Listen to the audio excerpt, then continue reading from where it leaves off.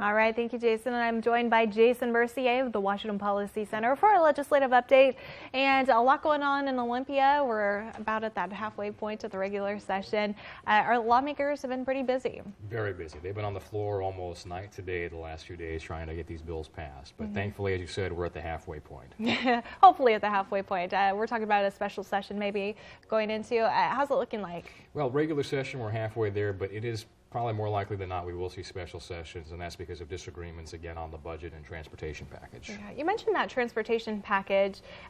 What developments have we seen with that? So the Senate did officially pass the transportation package, sent it over to the House. It only got 27 votes, and while that's noteworthy is because you need 30 votes to bond, which means they still may not have enough votes in the Senate to get it through. Now, the House has made very clear, though, that even though it's been passed, they don't plan to act on it until the Senate raises taxes for education. So now you see some of this hostage-taking, which indicates we might look at special sessions. All right, so we probably won't see anything moving on that in the next couple of weeks. Probably not in the next couple of weeks. We did also see the House, though, pass their controversial proposals. That was the phase-in $12 minimum wage and requiring employers to offer paid sick leave.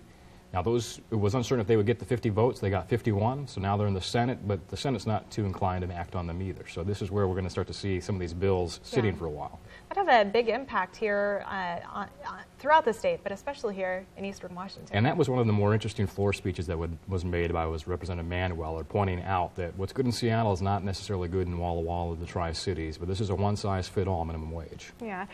Let's talk about the taxes here in the state. Do we still need 2/3 of a vote on that? Didn't voters approve that? Yeah, 5 times over the last 20 years, voters have said 2/3 for a tax increase. The court said that requires a constitutional amendment, but there was a potential workaround, and that was that the Senate is allowed to set its own rules. So on the very first day of session, the Senate did that. They said we're going to take a 2/3 for creation of a new tax. This would be things like capital gains, cap and trade.